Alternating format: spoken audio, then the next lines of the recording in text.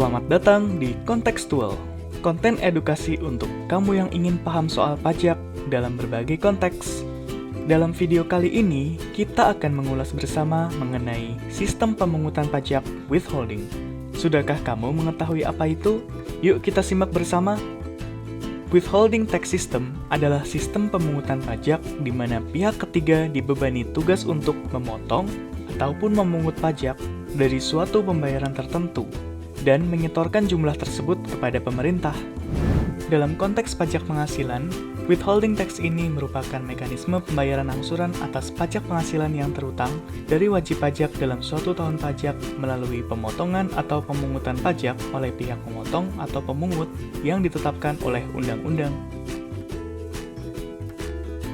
Di Indonesia, withholding system diterapkan melalui pemotongan dan pemungutan pajak yang biasa disebut dengan istilah output. Memangnya apa ya perbedaan dari istilah pemotongan dan pemungutan tersebut? Berdasarkan ketentuan perundang-undangan perpajakan di Indonesia, istilah pemotongan digunakan untuk pengenaan PPh pasal 21, PPh pasal 23, dan PPh pasal 26.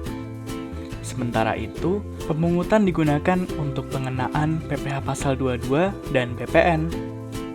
Sebagai contoh, pada PPh pasal 23, mekanismenya dilakukan melalui pemotongan oleh wajib pajak atas penghasilan tertentu yang dibayarkan kepada pihak yang menerima penghasilan, serta menyetorkan pemotongan tersebut kepada kas negara dan mengadministrasikannya dalam pembukuan wajib pajak.